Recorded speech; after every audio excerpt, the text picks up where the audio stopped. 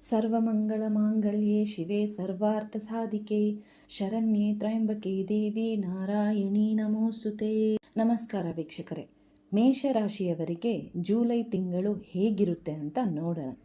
ನಿಮ್ಮ ರಾಶಿಯಾಧಿಪತಿ ಹಾಗೂ ಅಷ್ಟಮಾಧಿಪತಿಯಾದ ಕುಜ ದ್ವಿತೀಯ ಭಾವವಾದ ವೃಷಭ ರಾಶಿಯಲ್ಲಿ ಸಂಚಾರವನ್ನು ಮಾಡ್ತಾನೆ.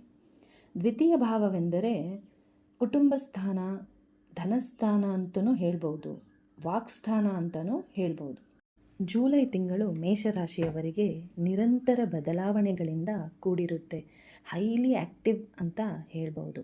ಹೆಚ್ಚಿನ ಚಟುವಟಿಕೆಗಳಿರಲಿ, ಹೊಸ ಯೋಜನೆಗಳು ಮತ್ತು ಪ್ರಗತಿಯಿಂದ ಈ ತಿಂಗಳು ಕೂಡಿರುತ್ತೆ ಮತ್ತು ನಿರಂತರ ಏರಿಳಿತದ ತಿಂಗಳು ಅಂತಲೂ ಹೇಳ್ಬೋದು.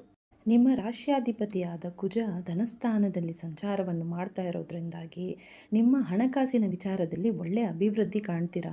ನಿರಂತರವಾದ ಆದಾಯದ ಹರಿವು ಇರುತ್ತೆ. ಅನಿರೀಕ್ಷಿತ ಕಡೆಯಿಂದನೂ ಹಣಕಾಸಿನ ಲಾಭವು ನಿಮಗೆ ದೊರೆಯುತ್ತೆ. ತಿಂಗಳ ಮೊದಲ 2 ವಾರಗಳ ಕಾಲ ತುಂಬಾ ಸರಾಗವಾಗಿ ಸಾಗುತ್ತೆ ವೃತ್ತಿ ವಿಚಾರದಲ್ಲಿ. ಆದರೆ ತಿಂಗಳ ಕೊನೆಯ 2 ವಾರಗಳು ಇರುತ್ತಲ್ವಾ, ವರ್ಕ್ಲೋಡು ಜಾಸ್ತಿ ಆಗುತ್ತೆ. ನಿಮಗೆ ಕೆಲಸದ ಜವಾಬ್ದಾರಿಗಳು ಹೆಚ್ಚಾಗಿರುತ್ತೆ. ಕೆಲಸದಲ್ಲಿ ಹೆಚ್ಚಿನ ಜವಾಬ್ದಾರಿಗಳ ಜೊತೆಗೆ ಆಫೀಸ್ನಲ್ಲಿ ಸ್ವಲ್ಪ ಒತ್ತಡನೂ ಅನ್ನಿಸ್ಬೋದು ನಿಮಗೆ. ಮಾಡ್ರನ್ ಲೈಫ್ ಸ್ಟೈಲ್ನಲ್ಲಿ ಹೇಳಬೇಕಾದ್ರೆ ಒಂಥರ ಮೆಷಿನ್ ಲೈಫ್ ಅಂತಲೇ ಹೇಳ್ಬೋದು. ಬೆಳಗ್ಗೆ ಎದ್ದೋಳು, ಆಫೀಸ್ಗೆ ಟ್ರಾಫಿಕ್ನಲ್ಲಿ ಪ್ರಯಾಣ ಮಾಡು, ಆಫೀಸ್ನಲ್ಲಿ ಕೆಲಸ ಮಾಡು, ಏನೋ ಒಂದು ತಿನ್ಕೊಳ್ಳೋದು, ಮತ್ತು ರಾತ್ರಿ ಆದರೆ ಮಲ್ಕೊಂಡ್ಬಿಡೋದು, ಇದೇ ಜೀವನ ಆಗೋಗಿದೆ. ಜೀವನದ ನಿಜವಾದ ಸಂತೋಷವನ್ನು ನಾವು ಅನುಭವಿಸ್ತಾ ಇಲ್ಲ. ನಿಮ್ಮ ಪರಿಶ್ರಮ ಹೆಚ್ಚಿದ್ದರೂ ನಿಮ್ಮ ಆಫೀಸ್ನಲ್ಲಿ ಬಾಸ್ ಕಡೆಯಿಂದನೋ ಅಥವಾ ಸೀನಿಯರ್ಸ್ ಇರ್ತಾರಲ್ವ, ನಿಮ್ಗಿಂತ ಸೀನಿಯರ್ಸ್, ಅವ್ರ ಕಡೆಯಿಂದ ಸಪೋರ್ಟ್ ಇಲ್ಲದೆ ಇರೋ ಥರ ಆಗುತ್ತೆ ಅಥವಾ ಮಿಸ್ಅಂಡರ್ಸ್ಟ್ಯಾಂಡಿಂಗು ಆಗೋ ಸಾಧ್ಯತೆ ಇದೆ. ಅದರಿಂದ ನಿಮ್ಮ ಕೀರ್ತಿಗೆ ಸಣ್ಣ ಪುಟ್ಟ ಧಕ್ಕೆ ಬರ್ಬೋದು. ನೀವೇನಾದರೂ ಆಸ್ತಿ ಖರೀದಿ ಮಾಡಬೇಕಂತನೋ ಅಥವಾ ಬಿಸ್ನೆಸ್ನಲ್ಲಿ ಇನ್ವೆಸ್ಟ್ಮೆಂಟ್ ಮಾಡಬೇಕಂತನೋ ಅಂದ್ಕೊಂಡಿದ್ರೆ ಈ ಸಮಯ ತುಂಬಾ ಅನುಕೂಲಕರವಾಗಿರುತ್ತೆ.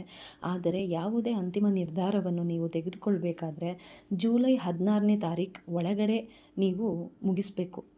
ವ್ಯಾಪಾರ ವ್ಯವಹಾರದಲ್ಲಿ ಒಳ್ಳೆ ಸ್ಥಿರತೆ ಇರುತ್ತೆ. ಆದರೆ ನೀವು ಹೊಸ ಪಾರ್ಟ್ನರ್ಶಿಪ್ ಕಾಂಟ್ರಾಕ್ಟ್ಸ್ಗೆ ಸೈನ್ ಏನಾದರೂ ಮಾಡಬೇಕಾದ್ರೆ ಜೂಲೈ 16ನೇ ತಾರೀಕು ಒಳಗಡೆ ನೀವು ನಿರ್ಧಾರ ಮಾಡಬೇಕಾಗುತ್ತೆ. ಯಾಕಂದರೆ ಜೂಲೈ 16ನೇ ತಾರೀಕುವರೆಗೂ ಸೂರ್ಯ ಬಂದು ಮಿಥುನ ರಾಶಿಯಲ್ಲಿ ಇರ್ತಾನೆ. ಜೂಲೈ 16 ನಂತರ ಸೂರ್ಯ ಚತುರ್ಥ ಭಾವಕ್ಕೆ ಸಂಚಾರವನ್ನು ಮಾಡ್ತಾನೆ. ಈ ಸಮಯದಲ್ಲಿ ಗುರು ಅಸ್ತನಾಗ್ತಾನೆ. ಆಗಸ್ಟ್ 13ನೇ ತಾರೀಕುವರೆಗೂ ಗುರು ಅಸ್ತನಾಗ್ತಾನೆ. ಈ ಸಮಯದಲ್ಲಿ ಯಾವುದೇ ಹೊಸ ಕೆಲಸ ಪ್ರಾರಂಭ ಮಾಡೋದಕ್ಕಿಂತ ನೀವು ಸೈಲೆಂಟಾಗಿ ಪ್ಲ್ಯಾನಿಂಗ್ ಮಾಡ್ಕೊಳ್ಳೋದು ಉತ್ತಮ. ಜೊತೆಗೆ ಈ ಸಮಯದಲ್ಲಿ ಆಂತರಿಕ ಬೆಳವಣಿಗೆಯಲ್ಲಿ ತೊಡಗಿಸಿಕೊಳ್ಳೋದು ತುಂಬಾ ಅನುಕೂಲಕರವಾಗಿರುತ್ತೆ. ಅದರಿಂದ ನಿಮ್ಮ ಮನಸ್ಸನ್ನು ಅರ್ಥ ಮಾಡಿಕೊಳ್ಳಲು ಸಾಧ್ಯವೂ ಆಗುತ್ತೆ. ಜೂನ್ 29ರಂದು ಬುಧ ವಕ್ರನಾಗ್ತಾನೆ. ಅಂದರೆ ಕರ್ಕಾಟಕ ರಾಶಿಯಿಂದ ಹಿಮ್ಮುಖ ಚಲನೆಯಲ್ಲಿದ್ದಾಗ ಸೂರ್ಯನ ಸಂಚಾರ, ಅಂದರೆ ಸೂರ್ಯ ಮಿಥುನ ರಾಶಿಯಿಂದ ಕರ್ಕಾಟಕ ರಾಶಿಯಲ್ಲಿ ಸಂಚಾರವನ್ನು ಮಾಡೋ ಸಮಯದಲ್ಲಿ ಬುಧನೂ ಅಸ್ತನಾಗೋಗ್ತಾನೆ. ಜೂಲೈ 25ನೇ ತಾರೀಕುವರೆಗೂ ಬುಧ ಅಸ್ತನಾಗ್ತಾನೆ. ನಿಮ್ಮ ತೃತೀಯ ಮತ್ತು ಷಷ್ಠಮಾಧಿಪತಿಯಾದ ಬುಧ ಅಸ್ತನ ಆಗೋದ್ರಿಂದ ಕಮ್ಯುನಿಕೇಷನಲ್ಲಿ ಗೊಂದಲಗಳಾಗೋ ಸಾಧ್ಯತೆ ಇದೆ. ಪ್ರಯಾಣದಲ್ಲಿ ವಿಳಂಬನೂ ಆಗುತ್ತೆ. ನೀವು ಒಂದು ಸ್ಕೆಡ್ಯೂಲ್ ಅಂತ ಮಾಡಿರ್ತೀರ ಅಲ್ವಾ, ಆದರೆ ಅದು ಅಂದ್ಕೊಂಡಿದ್ದ ಸಮಯಕ್ಕೆ ಮುಗಿಯಲ್ಲ. ಕೆಲಸದಲ್ಲಿ ಸಣ್ಣ ಪುಟ್ಟ ಸಮಸ್ಯೆಗಳಾಗೋದು. ಈ ಸಮಯದಲ್ಲಿ ಪರ್ಚೇಸ್ ಮಾಡೋದನ್ನು ನೀವು ಅವಾಯ್ಡ್ ಮಾಡಬೇಕು. ಯಾವುದೇ ಡಾಕ್ಯುಮೆಂಟ್ಸ್ಗಳನ್ನು 2-3 ಬಾರಿ ಚೆಕ್ ಮಾಡಿ ಪರಿಶೀಲನೆ ಮಾಡಲೇಬೇಕಾಗುತ್ತೆ. ಅದರಿಂದ ಯಾವುದೇ ಮಿಸ್ಅಂಡರ್ಸ್ಟ್ಯಾಂಡಿಂಗ್ ಆಗೋದನ್ನು ನೀವು ತಪ್ಪಿಸ್ಬೋದು. ಡಾಕ್ಯುಮೆಂಟ್ಸ್ನ ಸರಿಯಾಗಿ ಚೆಕ್ ಮಾಡದೆ ನೀವು ಒಪ್ಪಿಗೆ ಕೊಟ್ಬಿಡ್ತೀರಾ.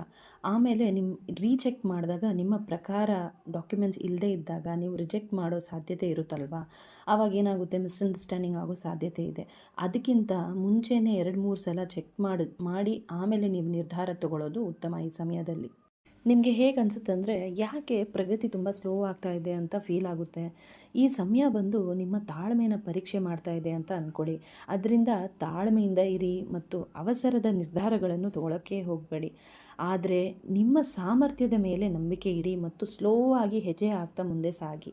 ವಿದ್ಯಾರ್ಥಿಗಳ ಬಗ್ಗೆ ಹೇಳಬೇಕಾದ್ರೆ ಓದಿನಲ್ಲಿ ತುಂಬಾ ಇಂಟ್ರೆಸ್ಟ್ ಜಾಸ್ತಿ ಇರುತ್ತೆ ಮತ್ತು ತಿಂಗಳ ಕೊನೆಯ ವಾರದಲ್ಲಿ ಕಾಂಪಿಟೇಟಿವ್ ಎಕ್ಸಾಮ್ಸ್ ಯಾರಾದರೂ ಕೊಡೋರಿದ್ದರೆ ಅವರು ಅಂದುಕೊಂಡಷ್ಟು ಉತ್ತಮ ಫಲಿತಾಂಶನೂ ಸಿಗೋ ಸಾಧ್ಯತೆ ಇದೆ. ಸಂಗಾತಿಯೊಂದಿಗೆ ತುಂಬ ಆಳವಾದ ಬಾಂಧವ್ಯ ಆಗುತ್ತೆ ಮತ್ತು ಸಂಗಾತಿಯಿಂದ ಸಪೋರ್ಟು ನಿಮಗೆ ಸಿಗುತ್ತೆ. ಆದರೆ ನಿಮ್ಮ ರಾಶ್ಯಾಧಿಪತಿ ಕುಜ ಬಂದು ವಾಕ್ಸ್ಥಾನದಲ್ಲಿ ಇರೋದ್ರಿಂದಾಗಿ ಸ್ವಲ್ಪ ಅಗ್ರೆಷನ್ ಜಾಸ್ತಿ ಆಗ್ಬೋದು ನಿಮಗೆ.